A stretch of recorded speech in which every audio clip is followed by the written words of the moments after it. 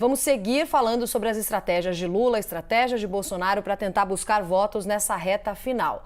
Agora conversamos ao vivo com a professora de Ciências Políticas da Unirio, Luciana Veiga, que faz a gentileza de nos atender aqui no Visão CNN desta terça-feira. Oi, Luciana, boa tarde, bem-vinda. A gente estava mostrando aqui no Visão a agenda dos dois candidatos, também conversando com os nossos analistas sobre como tem sido trabalhado por cada campanha as fragilidades de Jair Bolsonaro e do ex-presidente Lula. Tivemos o debate no último domingo, que criou uma série de materiais, de argumentos, de informações que estão reverberando ainda nas redes sociais e, por enquanto, as pesquisas continuam mostrando estabilidade. Como é que impactou o eleitor o debate que tivemos no último domingo e o segmento da agenda no começo da semana? Então, boa tarde, Roberto. Boa tarde, Sidney. Prazer estar aqui.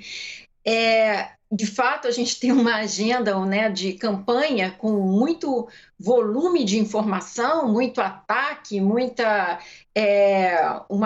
campanha muito dinâmica, né, que de alguma maneira não tem repercutido na corrida de cavalos, como a gente chama, que é o resultado da intenção de voto, né, no seguinte sentido, você não tem grandes mudanças ali. Mas a gente deve considerar alguns aspectos. O primeiro aspecto é que, para segurar o eleitor numa dinâmica dessa, também é difícil, né? Então, assim, as campanhas, os ataques... Por que a gente poderia perguntar, então, por que está tendo tanto ataque se, no frigir dos ovos, não há uma mudança tão substantiva ali na intenção de voto? Será que eles têm sido feitos em vão, né? Não é tanto assim pela questão do seguinte, ela serve para segurar o eleitor, para evitar que o eleitor mude a sua intenção de voto. Então, é uma briga de rejeição que sonha, aspira em reverter voto, mas sabe que isso é muito difícil, mas ela serve ao menos para segurar, reter o seu eleitor para que ele não altere. Então, essa estratégia dos ataques, ela tem sido feita muito nesse sentido, né? Para além dessa, você tem um anseio no seguinte, na tentativa de trazer o eleitor que votou nulo, votou branco, ou o eleitor dos outros candidatos, Ciro, Simone, ou o que se absteve, né, para vir para as urnas e optar por o voto em um ou em outro. E aí as várias estratégias são possíveis. Aí busca apoio, né? Busca um apoio que até então não estava, como o apoio da Simone, quiçá o apoio do Sérgio Moro, que ajuda a criar essa narrativa anticorrupção, que é essencial para uma situação do Lula, né? Ou fazendo as visitas aí para que a gente possa contar com apoio, de repente, de prefeitos, governadores eleitos e que possam trazer de uma maneira para um candidato ou para outro. Professora, muitas vezes nós debatemos muitas coisas relacionadas a uma parte do problema e esquecemos por alguma razão, talvez por priorização daquela outra parte, a que falta, né? Então, repare o voto feminino, por exemplo. Certamente a senhora, no seu convívio, nós aqui, já conversamos com pessoas que votam no candidato A, votam no candidato B, e outras que dizem nunca, jamais votaria neste candidato ou naquele outro candidato, né? Então a gente fala o seguinte, em quem as mulheres não votariam? Eu pergunto, o que o voto feminino, o que as mulheres veem e se atraem para votar em Bolsonaro, veem e se atraem para votar em Lula? O que faz as mulheres optar por um ou por outro? O que a senhora acha que tem por trás?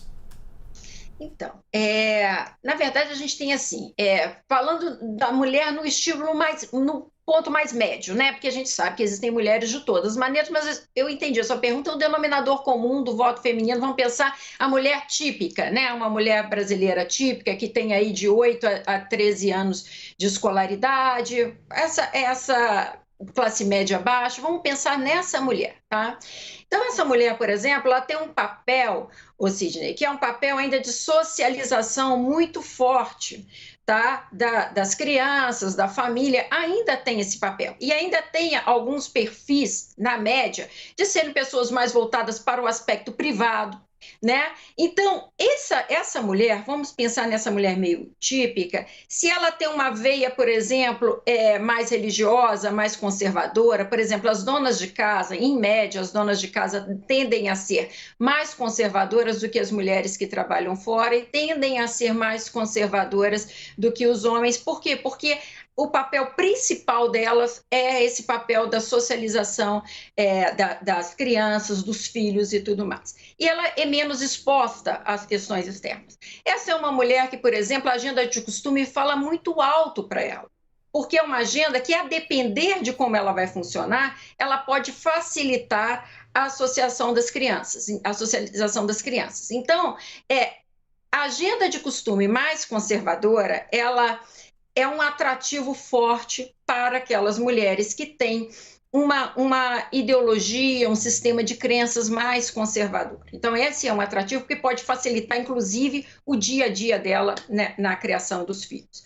Por outro lado, você tem mulheres que têm um perfil mais diferente. Você tem, às vezes, mulheres que são donas de casa, né, que são mulheres que assumem chefes da casa, chefes do lar, e que, de repente, passam por todo o processo de exclusão de emprego, exclusão por situação familiar. Então, elas experimentam, é uma sensação que talvez essa agenda mais conservadora não a inclui, né? E, por outro lado, ela tem a memória de um governo que ajudou mais os pobres, que tem essa percepção, essa lembrança afetiva de uma época mais propícia. Então, isso faz com que essa mulher ela tenha uma tendência mais para o voto em Lula. Então, eu acho que o fato da mulher ser chefe de família ou não ser chefe de família, o nível de exclusão, esses componentes são componentes, o componente religioso são componentes importantes para definir se uma mulher vai para o Lula ou se ela vai para Bolsonaro. Pois é, mas professora, a gente vem conversando com vários especialistas aqui na CNN sobre o que vai definir essa eleição, muitos especialistas e até nossos analistas dizendo que esse será um pleito definido ali no detalhe, em que os detalhes farão muitas diferenças. Qual que vai ser o peso da abstenção, na sua visão, para esse segundo turno das eleições, já que a rejeição, numa eleição tão polarizada, não está pesando tanto como costuma ser na história de outros segundos turnos que a gente teve aqui no país? Então, Roberta, esse é um problema, sabe por quê? Esse é um problema pelo seguinte: a propaganda negativa, ela tem um ótimo. A partir de determinado momento, ela começa a contar de forma negativa. Em que sentido que eu quero dizer? Estou falando em termos de abstenção. Então, a campanha negativa, ela aumenta a ansiedade no eleitor. A partir de determinado momento, então ela vai num crescente, que ela obriga o eleitor a se posicionar a favor de um ou a favor de outro. Mas se ultrapassar aquela medida, o eleitor desconecta da campanha.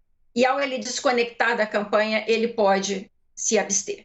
Então, na verdade, assim, é uma estratégia dentro do que você dizia, do detalhe do conta-gota, ou seja, uma gota a mais ou uma gota a menos pode passar desse ponto ótimo e estimular a abstenção, o voto nulo, ou o que for, ainda mais porque, historicamente, né, a gente vê que no segundo turno há mais abstenção do que no primeiro turno. Então, embora seja mais fácil votar, porque são só 2 candidatos, é preciso ter atenção com esse nível de propaganda negativa para não extrapolar o limite ótimo e aí isso se reverter e não aparecer para o voto, que talvez fosse mais, prejudicaria mais a campanha do Lula do que a campanha de Bolsonaro, já que, em geral, são perfis diferentes das duas campanhas, de eleitores das duas campanhas. Muito bem, vamos agradecer a professora de Ciências Políticas da Unirio, Luciana Veiga, pela entrevista. Uma boa tarde para a senhora. Boa tarde para vocês também, obrigada.